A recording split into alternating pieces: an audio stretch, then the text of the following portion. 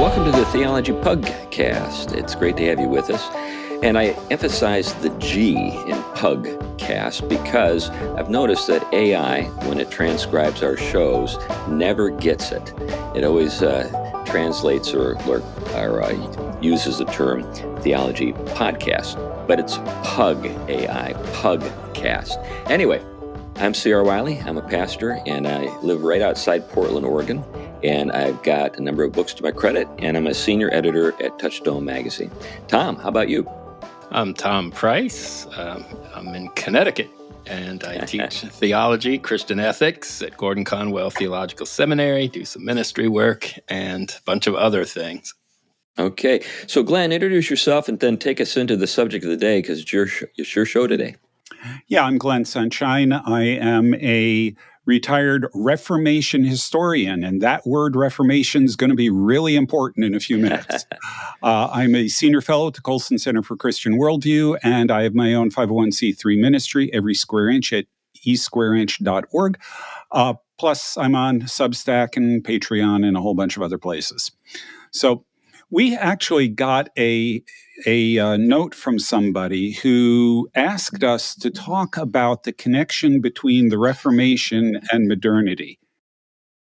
Because a lot of people out there seems to be a significant segment of people out there who are critiquing modernity for a lot of good reasons, who basically blame it on the Protestant Reformation. And so I thought that would be worth talking about, because it seems to me personally there are some things that you can look at and say, yeah, there's something there. But there are other things that I would have to really dispute. So there are a couple of places we can start with this. The one that is often cited is one I haven't read, which is Brad Gregory's Unintended Reformation. What I want to do, though, is start with Charles Taylor, his book, A Secular Age. He lists several different things that he says are really caused by the Protestant Reformation. And I thought we may not get through all of them, but I thought we'd start with them and just work through them one by one. The first one is the entire idea of the disenchantment of the world. He argues comes about from Reformation thought. And the reason for this, he says, is that what happens in the Reformation is you get a rejection of Catholic sacramental theology.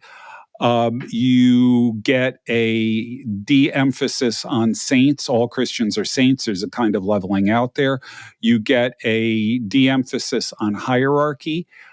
Even where you have bishops, for example, in Lutheran areas, they're administrative offices. They're not really a hierarchy within, among believers per se. The emphasis on the priesthood of all believers ties into this. Then you also have with this a loss of sacred objects. Relics and such are downplayed, or they're viewed as being worthless. Luther said that there are enough fragments of the true cross in Europe to build a ship. So he views them as bogus, and even if they're real, they really don't contribute anything to salvation. That's done purely by faith. You lose sacred places as well. All of these kinds of things, it is argued, creates this sense of disenchantment where the world has, lost its magic. It's lost its spiritual significance. So we'll start with that one. And I think we've done before, we've talked about quite a bit, but there were a lot of changes in Christian intellectual culture that set that table. And I think what happens is it's not easy to tease out, and the impact shows up all over the place. You have, for example, Catholics that have contributed as much to what we'll look at as a disenchanted world, or move away from a sacramental vision you look at certain threads of it, Baroque Catholicism, for example, Baroque Thomism. These are just as much indebted to those same changes in the theological and philosophical world that led to a disenchantment, if we can put it that way, or a different way of conceiving it. And but there is something that obviously shifted. And I think, who's to blame isn't so much, I think, of my interest so much as what went wrong, what was good about it, what was bad about it. Because there were great losses, but then there also were certain kinds of correctives that even needed to be done, But I think, you could probably, people debate where the pinpoint starts, but at some point, a lot of the richness of the Christian view of God's transcendence, the distinctly Christian view of God's transcendence and presence in all of his creation, changed. And so what happened is God's presence in all things transcendently, meaning he is present to all things. All things depend on the Creator and participate in the riches that the Creator supplies it. But the Creator transcends it, meaning he's not locked in it. He's not like pantheism where everything is God and God is everything. God always is more, and the creation is always dependent on him. So the thing I am struck by with regard to this critique is, as Tom noted, kind of the amnesia among Catholics with regard to something I'm sure we're going to get to, which is nominalism, which is something they cooked up. It's not something that Protestants cooked up. And the other thing is, it just kind of, it's interesting how the more things change, the more they stay the same. You could say, and I think people did say this before, that the Reformation was, I guess, conducive to the development of the scientific enterprise. So in those days, we got credit, at least in certain circles, for a different approach toward the created order, which helped us to sort of regard it in a way that allowed us to, experiment with things, cut open cadavers and explore and see how things work inside people. All sorts of things that have had a stream of benefits that I think today we're maybe a little disenchanted with. To kind of irony, we're disenchanted with science right now, and I think there are different reasons for that. I think one of the reasons is, particularly on the left, sort of the concern with with ecology and sort of the state of the planet, and everybody knows that we can blame the Anthropocene, this phenomenon of human sort of enterprise in the world, and things like strip mining and all that kind of stuff. But also, I think there's been kind of a collapse of confidence in our elites, just generally speaking. And we just don't believe that they're telling us the truth sometimes about science and stuff like that. So I think there's just this pervasive sense of malaise or maybe discontent with the modern world, and along with all that, a hunger for meaning. I mean, there just a lot of people are saying, things are getting really weird. And we need to get back to an understanding of the world that's meaningful, And so I think that's also contributing to this. Yeah, I think that's really, disenchantment has, to the degree that there is disenchantment, it's really reached a point where people are feeling the problem and are looking for solutions, and generally in the wrong places. But I think that there are a couple of things about the Reformation era, the 16th century into the 17th century, that Taylor and most other people don't really pay attention to.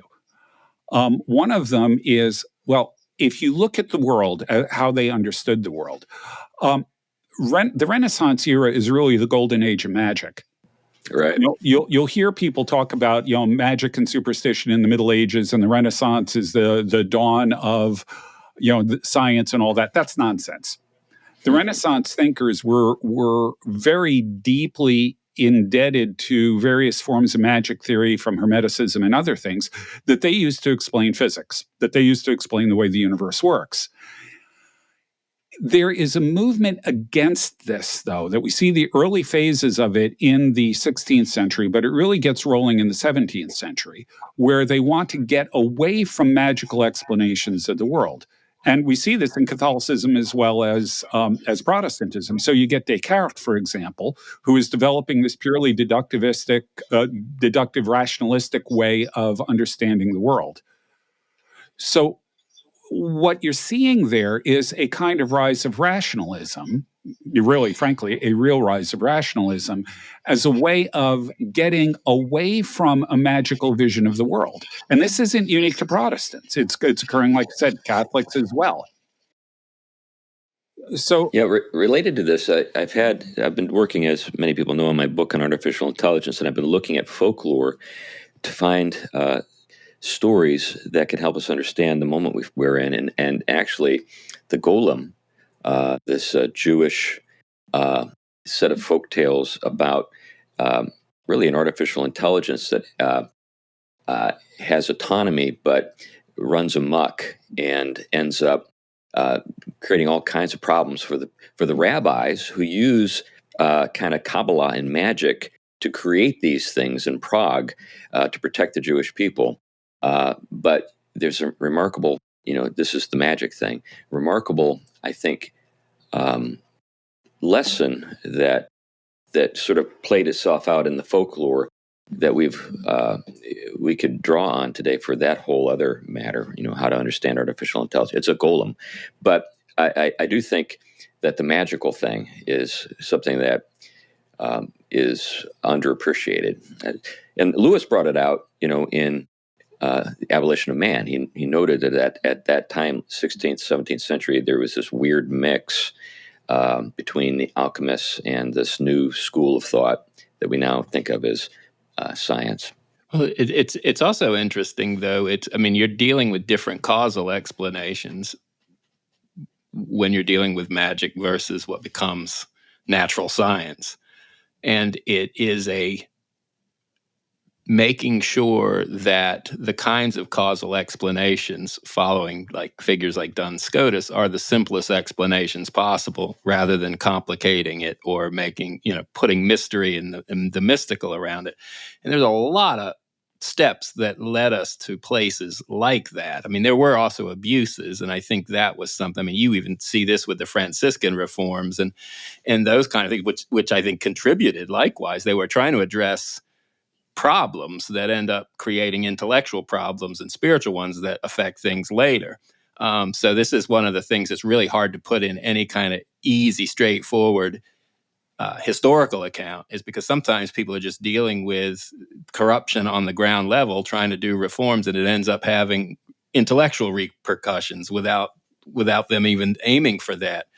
So can you spell out those Franciscan reforms a little bit, Tom? I'm not familiar especially with the issue. There were a lot of issues going on with corruption. Glenn will probably know better than I will. A lot of it had to do with money, and this is where these kind of vows to poverty and control. But it also had to do with, I think, the way of conceiving of. Think of it. Trying to think of the best way to put it.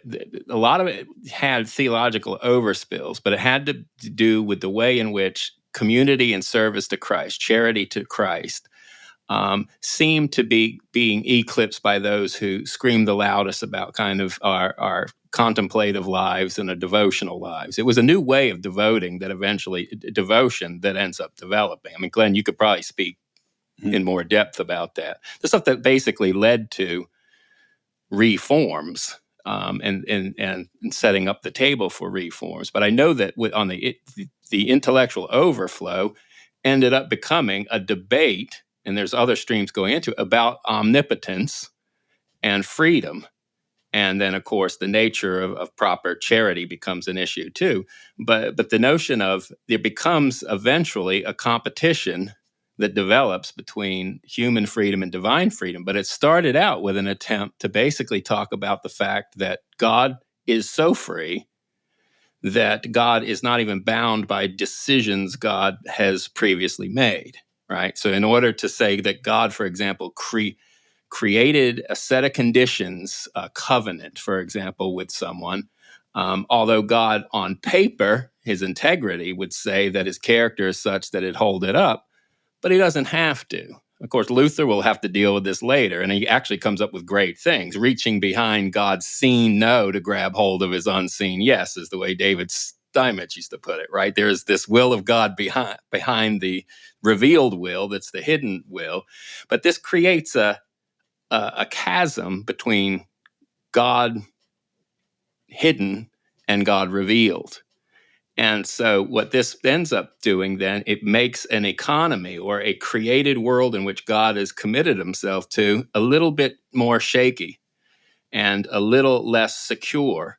And when that happens, then it places a lot more burden on the human being to carry out and see things through, because they can't fully count on whether or not what God has revealed is really what God's going to end up doing. So there ends up becoming a lot of these kind of issues that resulted from that.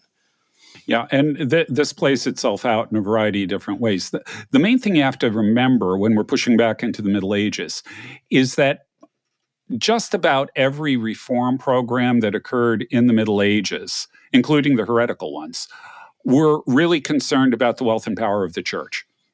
The question is fundamentally, should the church be wealthy? Should the church have political power?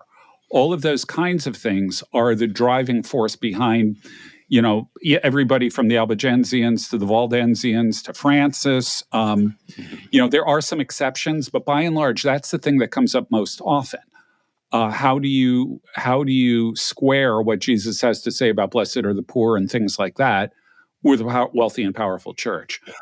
So this shows up in a couple of different ways. The papacy goes after the Franciscans because the papacy is not interested in apostolic poverty.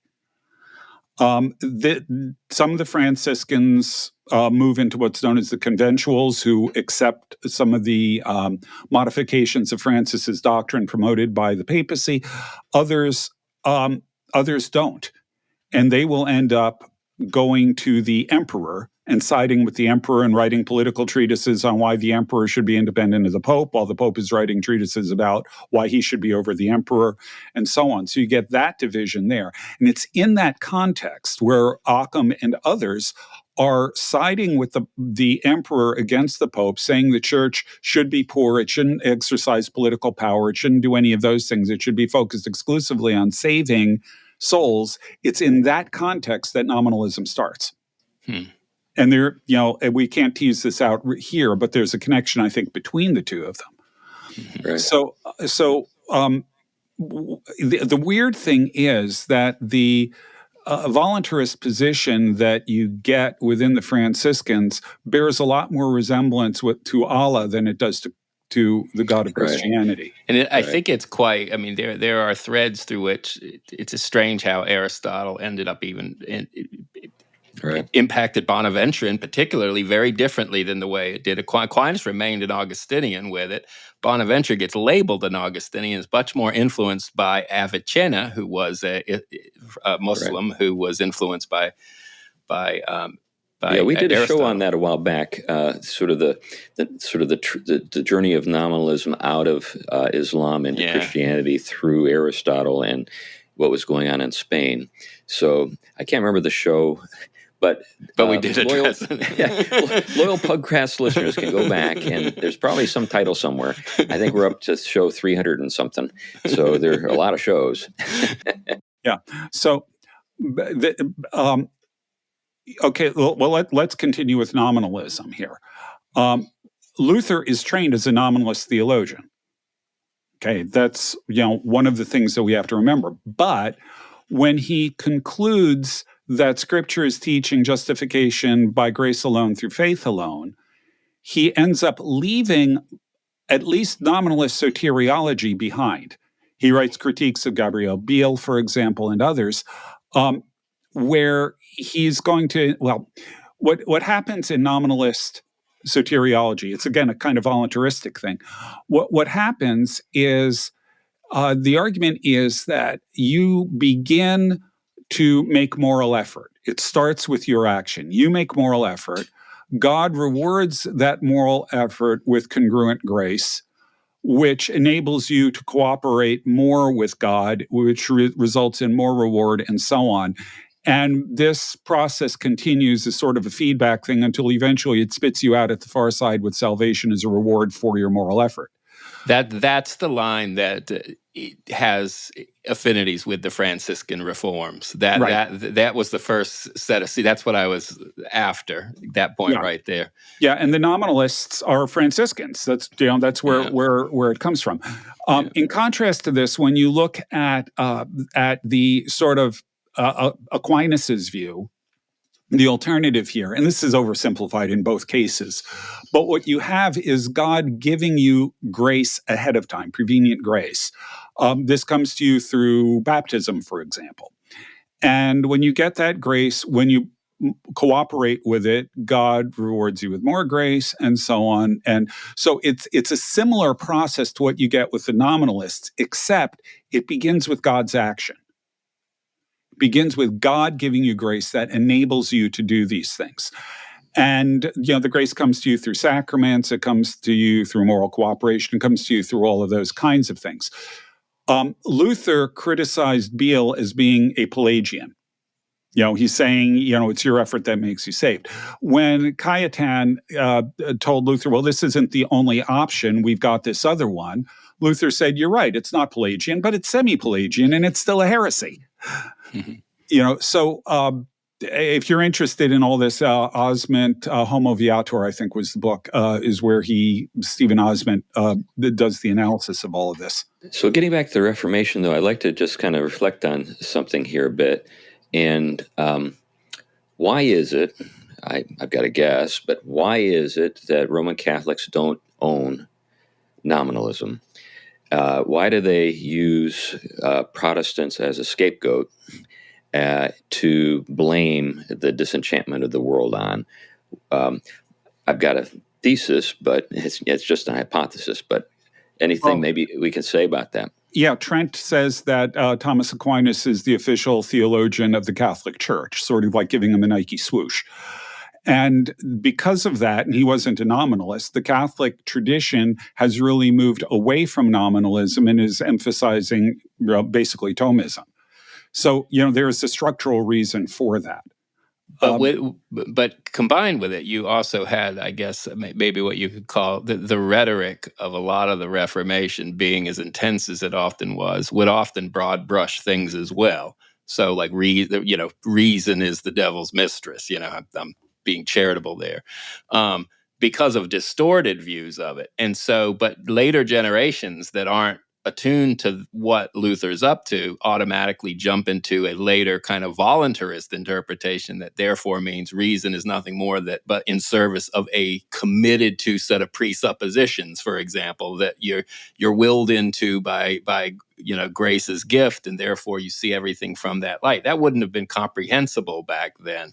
But with Thomas, just also is there's been a lot of recovery of what Thomas was up to that needed to be recovered even in the Catholic world, because it was read so much through the distortion of Baroque Thomism, which were kind of nominalist and even indebted to Scotus, to their surprise, rather than Thomas. And Thomas, the more people have done research, is much closer to the Augustinian heritage, qualified, of course, and even his understanding, for example, of the human being cooperating is a grace-grounded understanding, and creation, too, is a grace-grounded reality, not something autonomous that has its own set of feet. And so these things, I think, some Catholics are reading back to Catholics never having lost sight of, and I think their own history of resourcing tells you that they did lose sight of it.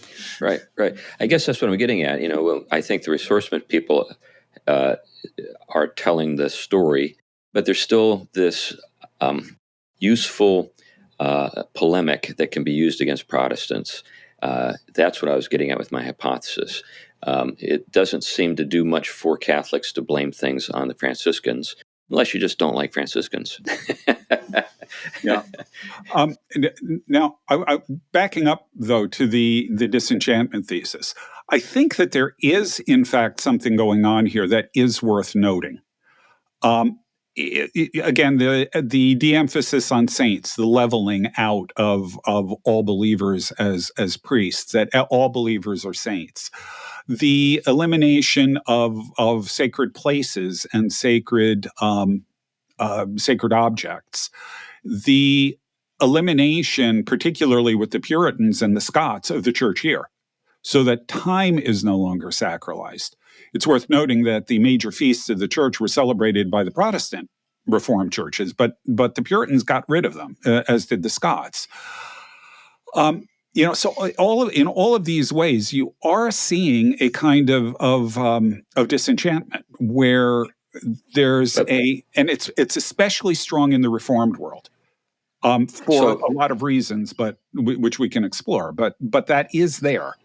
But then it's not entirely fair to use the term Protestants, because you were talking about a pretty diverse group of people and a range of reforms. Some are going further with than others. I think one of the things that intrigues me about secular age is Taylor's point that the reformers were trying to democratize the monasticism. And I think that's something to keep in mind with that. But I think, but I think that's a thing to keep in mind when we think about, say, the priesthood of all believers. It's not as though we're trying to eliminate priesthood. It's that we're trying to democratize it. Now, that's true. That's a leveling, and that's a sort of undermining a hierarchy. But the objective would be something that would be, I think, easy to justify biblically. And the idea is, at Pentecost, pour out my spirit on all flesh, your sons and your daughters will prophesy. This idea that there is something in the scripture about this. This isn't just, sort of ressentiment. We just don't like the people in charge because they seem to think they're better than us. Yeah. Well, it's interesting because I think the way the English received the Reformation with the Anglicans, it's similar. They are moving. They closed the monastery, but they moved. The prayer book is deliberately taking the monastic order and supplying it to the church and for everyone, and making it in English, right, accessible. But it does keep a certain hierarchy. So that's one way of balancing it. Others flatten it more. I think the Baptist traditions flatten it. Democratize it, I guess, even more widely. So I guess the debate, this is why I think, Glenn, and you just made the point, which Protestant are we talking about? Sure. Yeah. Now, I want to zero in on the Reformed world because that's really where we're coming from. Sure. I would argue that what you see in the Reformed world is, in fact, a higher degree of disenchantment or desacralization than what you see, let's say, in the Lutherans. And the way you find this is look at their attitude toward the bread and wine in the Lord's Supper. Luther rejects the Catholic transubstantiation, but he says that Jesus's body and blood somehow is in, with, and under the elements, so that when you bite into the bread, you're biting into Jesus's body, period. Okay. It's also bread, but you've also got Jesus's body and blood there physically, but not bodily. Okay. Now, Zwingli says this is a load of nonsense. Jesus's body is at the right hand of God. And it violates the nature of bodies to be everywhere at once. So you can't have the ubiquity of the body, technical term there. What you get instead with Zwingli, and Zwingli is really an interesting guy because his big thing is the preached word. Luther was big on preaching too, but Zwingli emphasized it far more. So much so that he removes stained glass windows, organs, statues, all these things from the churches, not because it violates the regulative principle or the second commandment or anything like that, but because they're distractions from preaching. And it's no accident then that Zwingli's attitude toward the bread and wine is Jesus is spiritually present. He's not bodily present. He's moving toward a more intellectual understanding of what's going on in the supper. And then when you get to the modern Baptists, for example, most of them will argue it's an ordinance. It's just simply bread and wine. We're raising our glass to our departed leader, and that's about it. But that progression, I think, is worth noting.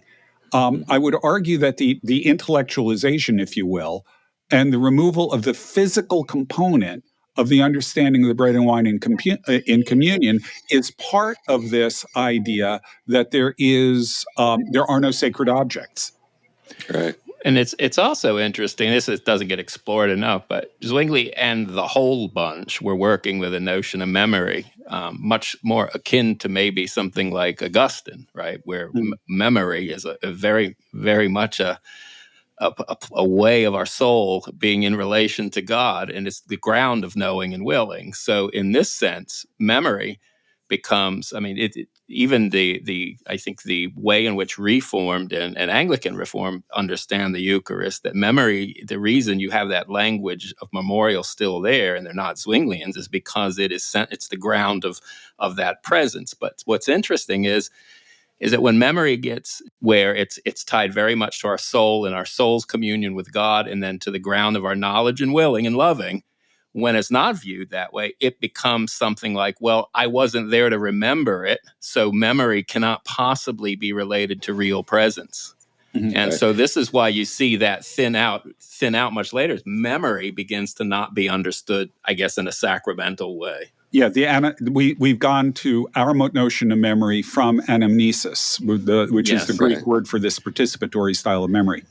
Yeah, I think that, and that's what we see with Scripture, particularly when it comes to the Old Covenant.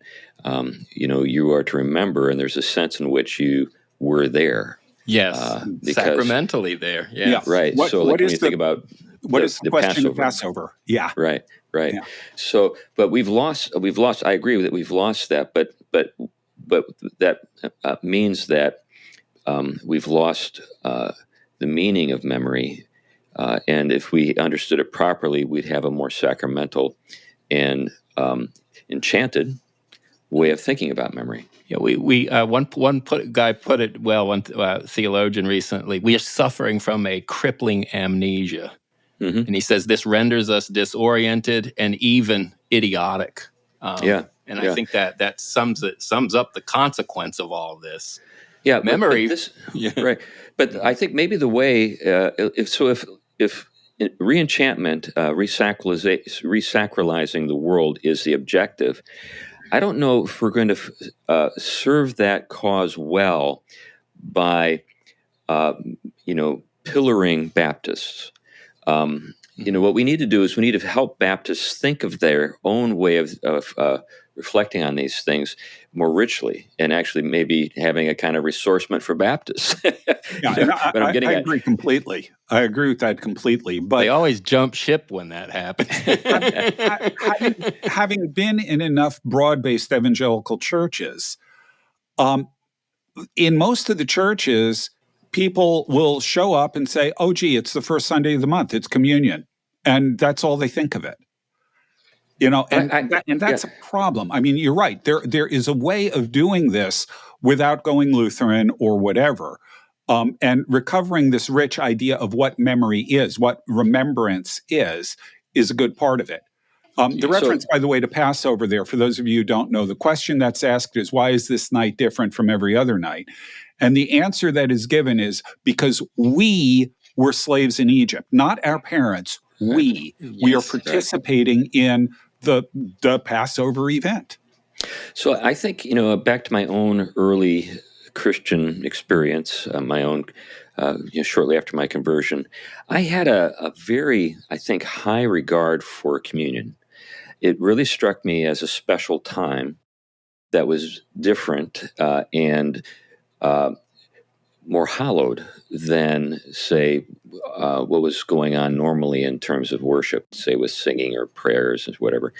So I think that's true for lots of folks. I think that people almost have to be talked out of that. It's like that's kind of like the factory setting, when you're converted, and then later on, teaching comes to sort of disenchant it, which is a shame. Yeah. Well, you have to remember, for the first 1,500 years or more, universally, the Eucharist, communion, the Lord's Supper, whatever you want to call it, was the center of worship. Yeah. And for many churches today, it still is. But but that was the tradition for 3/4 of the history of the church for everybody. So this ties in, I think, nicely to a recent book review that was published in the latest issue of First Things. Kevin DeYoung is reviewing, what's his name, at Boston College, the Catholic apologist. Peter Kreeft. Peter Kreeft, yeah. So Yeah. Peter Kreeft, who went to Calvin College. That's where he attended school. I think his father was a Reformed pastor, if I remember right. But one of the things that Kevin notes in his review is that Kreeft concedes the fact that most of the Catholics that he knows are biblically illiterate. In other words, there's a kind of a problem in the sense that it seems as though when you stress one thing over another, it's the other that ends up being so emptied of its significance that you take it for granted and maybe don't give as much attention to it as you should. So, the joke about, Catholics can't preach, with rare exception, that is true. They're just awful, with the exception of people like J. Fulton Sheen, but is it possible to have a theological tradition which encourages both and sees those really develop in tandem? And I do think they, like I say, I do think they realize that and have worked towards. I think Bishop Barron, for example, and Word of Life. I mean, they're trying to recognize where the shortfalls have happened, and that was a lot of taken for granted of the church and its place and its teaching and guiding but ripping things from the kind of source of it all. And I think, to be fair to Vatican II and things like that, there was a strong return and retrieval of those things. And I think similarly, to be fair, the Protestant world, after kind of what became not their resourcement, but their retrieval work. I mean, it's just a little bit of a different term, but figures like Steinmetz and Muller, and I mean, Glenn comes right out of that generation, where this return to the sources and the conversations that the Reformation sources were steeped in, rather than a kind of assumption that it was just this pure biblicism and it wasn't a conversation with the tradition of the church. It really was one, and it was a call back again to the sources that ground the theology of the church. And I think that, to be fair to all of them, they're all subscribed at their heart to a classic Trinitarian theology, a classic incarnation. This is what all Christian, small Orthodox Christians hold to. But then on top of that, the view of creation that grows out of that. And it was really that view of creation and its relation to the Creator and the way that it does, that the language changed and the ideas changed. And that became almost, again, we've talked about some of the roots of it, but that became its own sphere that somehow could be conceived apart from the Creator. And I think the Catholics, in their own way, the Orthodox that are in the West, and Protestants that are concerned about those losses, have been trying to get a hold of the richness of our view of creation and our participation in it in relation to God, that no longer eclipses that and assumes that you can have a space called the secular in which God wouldn't be a part and also be manifest in everything in a very rich way. And I think that's what Lewis is onto. That's what Tolkien is onto in their different ways. And I think everyone has to wrestle with that. Otherwise, we are just reading the faith through a view of the world that is secular, that doesn't provide a good setting for reading our doctrines and our understanding of salvation. I think, too, that we have to keep in mind that the Protestantism, say, of the 18th century and the Protestantism of the 21st century are very different animals. And there was a much, I think, richer, or I guess more prevalent, maybe a better way to put it, attitude toward things that were set apart for use in the church. So I can remember, as a young Christian, a very strong kind of impression that was made upon me in a kind of an American holiness movement church, that the church building itself had been set apart in such a way that certain kinds of behaviors were not appropriate. You could do stuff like that at home, but not here. I don't know if you got any of that anymore, and say particularly big box evangelicalism, where you got your latte machine in the back and people walking around in their shorts, and there was a way to dress, there was a way to speak to each other, there was a way to behave that all reflected this idea that this is set apart space. There are certain things you don't do here.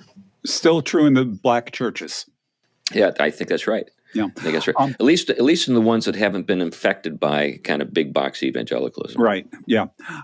Now, I want to go back to something Tom said before. He was quoting somebody about how this stuff turns us into idiots. Yeah. And the reason why I want to do this is the etymology of the word idiot. Yeah, that's what that quote was doing. Idiot comes from the word idios, which means basically an individual. Right. In the ancient Greek city-state, to be an individual was to be an idiot, because you saw yourself primarily as part of the city-state. And so this brings up another of Taylor's things, which we've been sort of dancing around here, which is he says individualism is a product of the Reformation. I think he misreads sola scriptura here. I'm not going to get into that, but the focus becomes personal salvation. It's more than that, but there is this strong element of, your personal faith is what's essential for salvation. You need to understand the doctrines. You're in direct communion with God. You have your own individual conscience, which is you're only answerable to God for that. These sorts of things. He's going to argue lead to modern individualism. And the key word here, I think, is lead to, because what you also see in the Reformation, I'm not sure if Taylor really gets into this, what you also see in the Reformation is the sense that you are part of the church, you are part of the community. This is demonstrated by infant baptism. So you are a part of the church, you are a part of the community, you are part of this larger whole, but it also depends on your own personal salvation and your conscience before God. You've got both of those in place there. So that's another element of Taylor's critique here. Again, it seems as though folk theology is maybe the thing that people are responding to. So I've known people, particularly people coming out of Catholicism, or who are say nominally Catholic. That's maybe the best way to put it. Who really do say my grandmother's prayers will pull me out.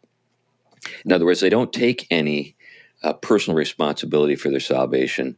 They're so communally oriented that they're really relying on the super irrigated sort of surplus merit of grandma or somebody to pull them through. And they're just living for the world themselves and doing all kinds of crazy stuff. So there's I think that's often what the emphasis in evangelical sort of evangelism and preaching is addressing is, you have your own nose to wipe here. Don't expect your mother to do it for you for the rest of your life. Right. And this gets into Taylor's buffered self versus porous self. The porous self is a person who sees themselves as open to external spiritual influences, a part of the community of faith where the intercession of others can help them even after death, get out of purgatory or whatever. Whereas the buffered self is we are buffered against all of that sort of thing. It's just us and God. Right.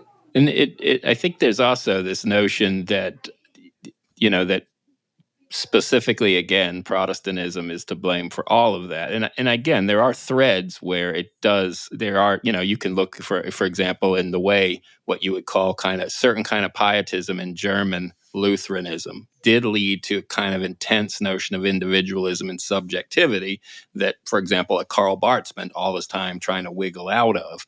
And so you do have these things show up, and then when they get connected with romanticism and individual expressivism, and they just run their own ground. But what is interesting is, on the one hand, you have here a kind of what you could call I'm using a term in a wide sense here, almost a heretical understanding of the human that develops out of these needed emphasis, like always, just like in theology, when you need to make up for one overemphasis by qualifying it with another.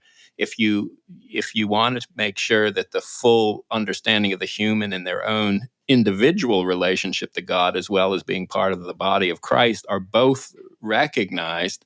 If one of those gets overemphasized and ends up being run with, it leads to all kinds of problems. And that's some of the things you get with this kind of hyper subjectivism and hyper interiority that developed, this notion of the self in the West. But the buffered aspect is interesting because in one sense, rationalism tried to be one of these kinds of secular types of buffers against the superstition or the non-scientific. But, and we mentioned this before, and I don't want to go far down this path, but if you see what has gone on with a lot of the postmodern condition and the woke agenda, where reason was thrown out of the window in the rationalist sense, and you opened the field up to all kinds of competing power sources, and some are read as good and evil, you're back in a buffered world, and all the trigger terms are that kind of porous selves screaming and screeching. Trump, for example, his very name is one of these kinds of words that impacts this porous nature that sets off this frantic response with some people, whereas the old kind of rationalist world in which somebody, your opponent mentioned a name, you wouldn't be bent out of shape. You'd kind of try to offer a counter argument or something else. So that world hasn't left. It's just migrated somewhere else. And you are seeing it return in the postmodern world to this porous notion of the human who doesn't have the rational buffer. But on the flip side, it does say both of those were unhealthy. The hyper-rationalism that separated itself from faith and revelation on the one side, and it gave us its demonic other, the postmodern world, which is kind of faith without any reason, if you will. It's the voluntaristic leap into some kind of meaning built on one's desires or imagination rather than grounded in reality. So these things, when they get pulled apart or not held together well, create havoc. And I think Reformation was responding to one of those, and its overemphases led to some things, and here we are. Yeah, I'd like to reflect on Protestantism a little bit, and in particular the Reformed world. So if we think about Luther and his statements about the devil and the reality of the devil, and even what we've heard, and I don't know how much I don't know particularly what to think about this, but it seems as though Luther had no trouble thinking of the devil as actually tormenting him or a devil or something like that. So we're talking about a very spiritually sort of populated world. Yeah. In other words, there are lots of unseen things out there. And then I think about, say, the Salem witch trials. I mean, if these people were as secularized as has been, claimed, then there wouldn't have been any Salem witch trials. So that wouldn't even have been an option. They would have said, "Oh, that's obviously all superstition. There's nothing to it." Now, they obviously did regret things that occurred, and we're trying to sort out truth from just sort of fallen imagination and other motives. And that came later. But if they had been so secularized at that point, this would have been an issue, and that there would have been no trials. So it doesn't ring true for me just thinking about those. Now you could say, well, it had a long period of time it was required in order for these convictions and these ways of thinking to be expunged from the popular imagination. Well, that's true for everybody. I mean, for Roman Catholics too. I mean, it's not like this is like the bastion of spiritual sensitivity in the modern world or something like that. There are lots of people out there who don't think in enchanted categories, not just Protestants. Well, two things here on the witch trials. I've actually taught courses on this one. So, but one of the interesting things is Calvin's attitude toward witches. Calvin said that witches and witchcraft is a result of lack of faith. And so the solution to witchcraft is preaching. He didn't believe in trying witches or anything like that. He said, no, the problem is they lack faith. We need to convert them, or we need to strengthen their faith, or whatever, which is a really interesting thing. Now, it doesn't really stick in all cases in Switzerland, certainly, but that was, his comments about witchcraft are really interesting on that score. Yeah, it'd be worth a show sometime, because I think there's a lot going on there that maybe could be unpacked. Mm-hmm. Yeah. Now, the other thing is that it's worth remembering that Catholics and Protestants alike, kind of across the board, all participated in the witch trials. And it came about actually because of theological and legal developments that occurred in late medieval Europe. I think we did a show on witchcraft where we talked about this quite a while ago. But it's important to remember that what you're dealing with here is a worldview that is shared by pretty much everybody. Right. And, we look at the Salem witch trials, that was really at the very tail end of it. Witch trials had largely declined, except in Russia, by the point of the Salem witch trials. And what's replacing them is rationalism. Yeah. C.S. Lewis says, we think we're so advanced because we don't do witch trials anymore. He says the reason we don't do witch trials is we don't believe in witches. If we believed in witches, we'd still be trying them. Right. There's this sort of rationalist thing that replaces it as we're moving toward Enlightenment period. Yeah, and I think that's why I think this emphasis is a bit misplaced when it comes from Catholics who are looking to blame Protestants for what's happened. It's 18th and 19th century developments, I think, that we should be looking at. Right, and the really most radical branch of this was in Catholic France. Mm-hmm. Right. The most radical part of the Enlightenment is in Catholic France. It's one of these things that nobody seems to remember. Right. And I mean, there are, it's a complicated history on top of that. I mean, I know Peter Harrison's work on religion and science and sort of the founding work. And he does look at the way in which Protestantism carries certain kinds of ways of reading reality that helped contribute sometimes to the flattening of its emphasis. And he does, but one of the things he notes is that, the way the Protestant, what gets characterized as the Protestant approach to reading Scripture on one level of kind of authoritative meaning becomes a way of reading creation itself too, and the literal is the way he was putting it, and what goes into building that notion of literal that's very different than literal sense across the time. But I think when you look at the continental reformers, especially. And then, I mean, there's the rest hold to it often. It's not, you didn't see so much severing from the classic vision as a lot of people who make the claim, would have it. You saw them still very much committed to a world in which, there isn't a hyper literalism that accounts for the way creation is understood in relationship to God, but it is analogy, and it's not a kind of analogy that gets rid of mystery, and that there is a very much a mysterious world. But I think when things develop in the area towards modern science in the ways in which it is able to get a hold of realities in a certain way within their limit and then utilize them to many things, that almost becomes a new form of magic that puts all of the focus there, because look what we can do now. And it is a shortening of our way of seeing things, but it's a hyper focus. So now all of a sudden we can do all these amazing things by limiting our focus to like efficient causes and material causes rather than formal and final. So we can throw two out that are there, but we just ignore them. And now we're kind of suffering the consequences. But all the little steps to get there are a host of things that you can't just lay blame on one group of people. It was a cocktail that we were all a part of and we're all trying to deal with. Yeah, I think within reform circles, which is where we are and where I am in particular in the PCA, there are certain things you can say that give people pause. So, for example, I think that the conviction among Reformed people is very strong that God's Spirit is at work and doing things in the world. I mean, that's something that I don't think you have to argue for much at all. That's, in fact, the problem is that we think that God's Spirit is the only Spirit at work in the world, but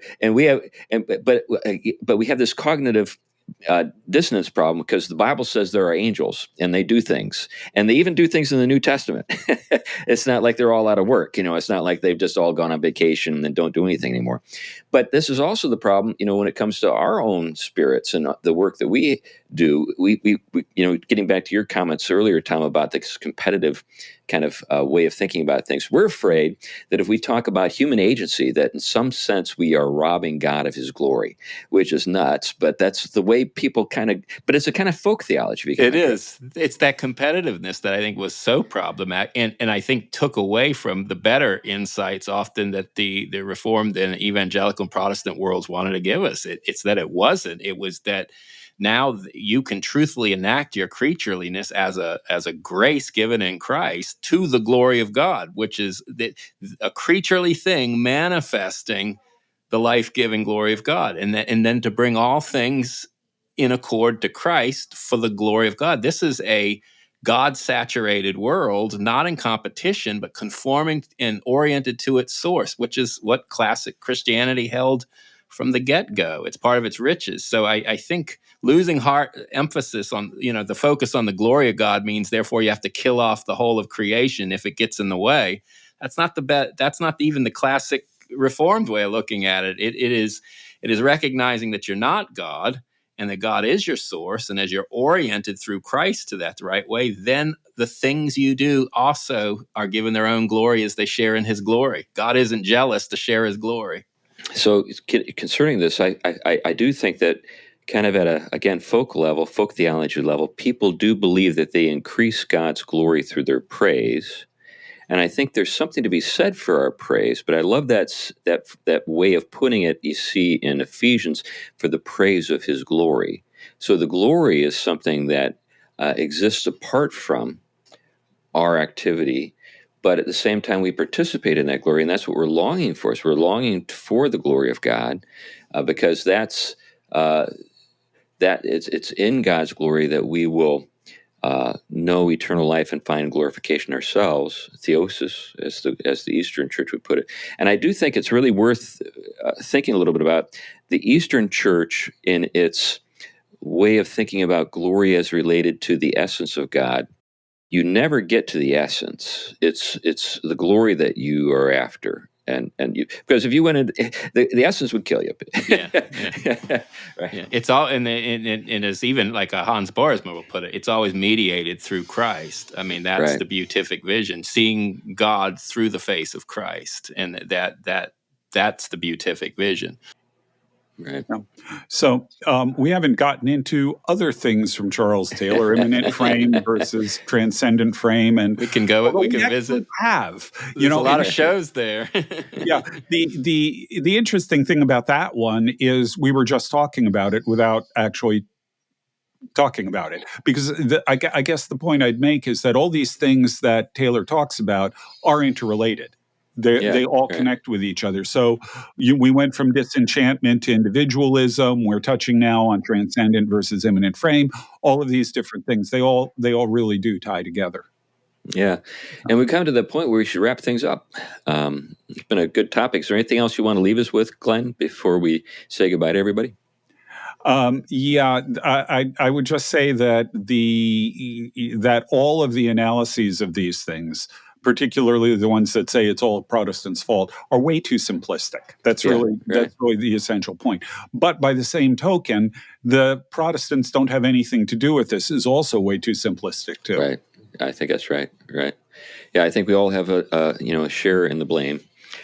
I guess my criticism for Gregory and people like him who like to point at Protestants and blame us is get your own house in order.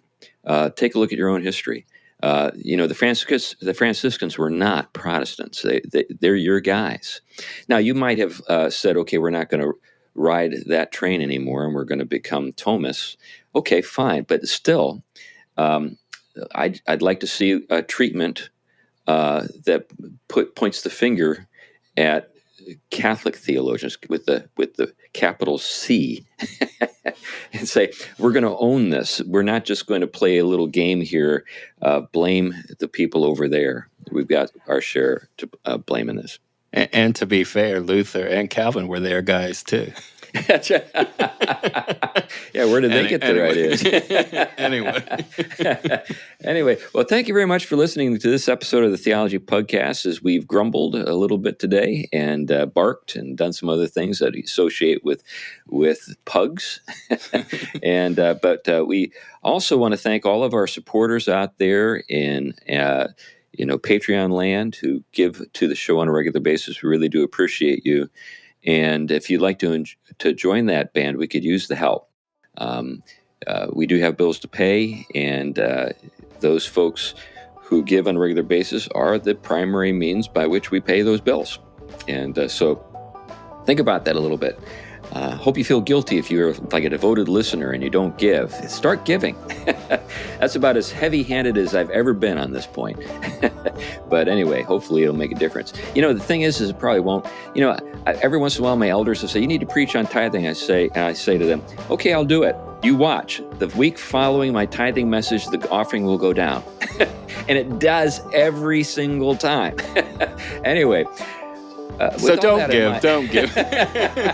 Prove me wrong out there in podcast land. All right. Well, that's enough for now. Bye-bye. Bye-bye. Bye.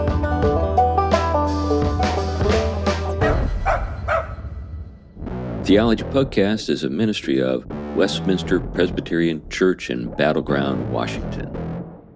The Theology Pugcast is produced and edited by Wiley Craft Productions of Nashville, Tennessee.